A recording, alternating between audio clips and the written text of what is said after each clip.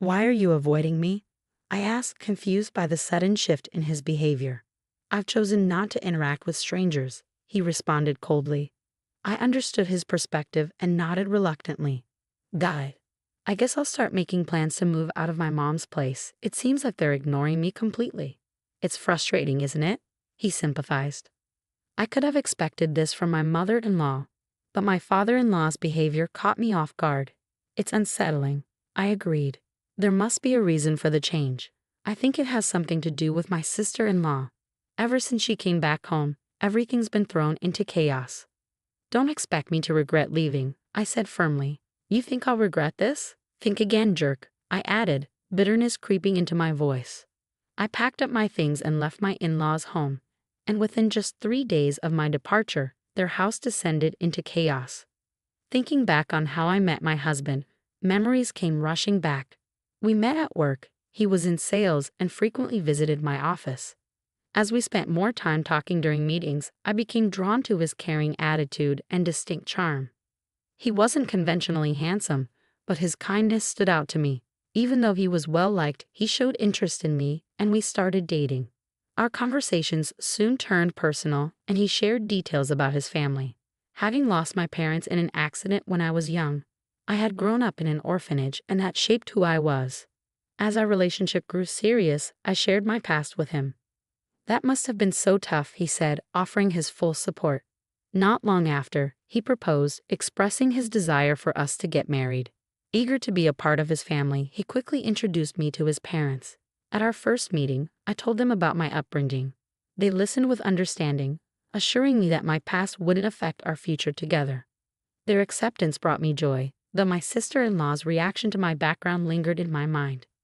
You grew up in an orphanage? She asked, clearly surprised.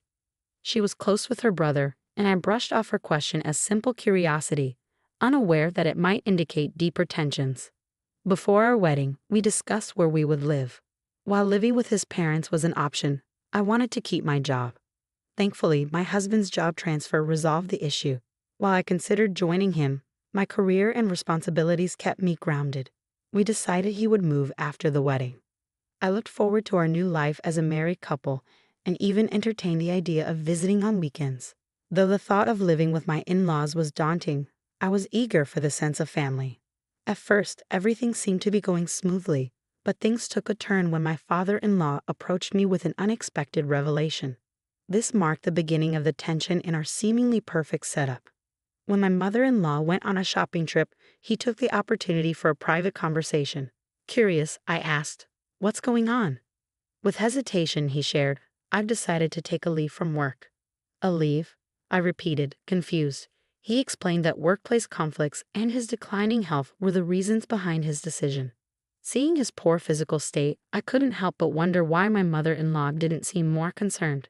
Despite her usual kind nature, her anxious tendencies seemed to overshadow her empathy. I suspected that her critical nature only made his situation worse.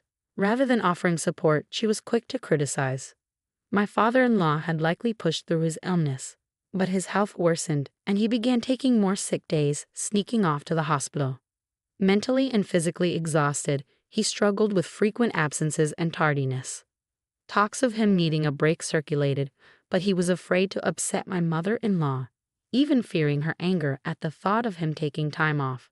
On top of that, his income was heavily reliant on overtime, making the idea of a break financially challenging. "If I tell my wife, she'll definitely tell my mom," he explained, which is why he turned to me for help. "If I even mention taking a break, she might leave me," he confessed. His words resonated with me. Grateful for my mom's unconditional acceptance, I decided to help him during this tough time. "I understand. I'll send money to your account every month to help with bills. I'm truly sorry. I'll get better soon and go back to work," I promised him. From then on, my father-in-law continued to pretend he was going to work while I secretly supported him financially. My mother-in-law, not paying much attention to the household finances, didn't notice the transfers. Meanwhile, my father-in-law attended therapy sessions or took walks in the mountains to clear his mind. Gradually, his health improved, and I hoped he would return to work soon, but an unexpected event interrupted our routine. After a fight with her husband, my sister-in-law decided to move back in with her parents. I feel like I'm losing my mind living with my idiot husband. I'll stay here for a while. Can you make meals for me too? She asked. From the start, I felt my sister-in-law's dislike for me. At our first family gathering, her disapproval was obvious, leaving my husband visibly upset. During our wedding, her sour expression spoke volumes, and she made a blunt remark to my face. My brother looks great, but he could have done better, she said, calling attention to my lack of parental support as embarrassing. But with her own past marriage and move, I expected minimal interaction, so I thought living together would be tolerable. Had she stayed home, though, her constant criticism would have made it unbearable. Although she treated my father-in-law harshly, I assumed her stay was only temporary due to marital issues, and I thought she'd leave soon. I trusted my mother-in-law's kindness and never expected her betrayal. One evening, after work, my mother-in-law seemed distant. "Is everything okay?" I asked, sensing something was off. She avoided our usual conversation, and when pressed, accused me. "Did you know you've been talking badly about me behind my back?" Taken aback, I defended myself. "I've never said anything negative about you. Your kindness has always meant a lot. Why would I talk poorly about you? You've been pretending to be the perfect daughter-in-law while secretly gossiping about me," she retorted.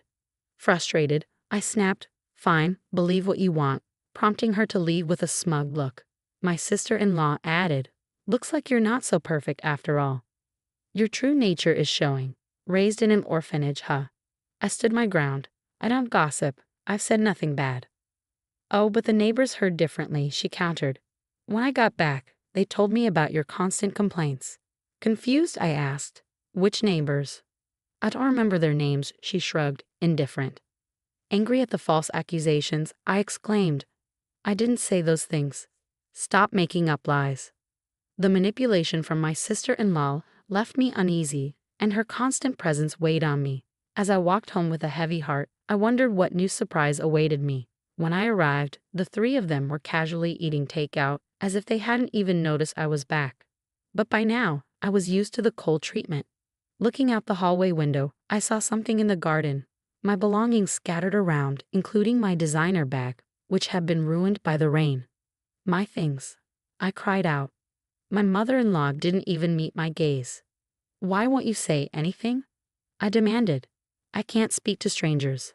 I won't be friendly with someone who's not family," she finally replied, still refusing to acknowledge me. My sister-in-law smirked, waiting for my reaction. "And where's my father-in-law?" I asked. "I'm the one supporting him while he's off work.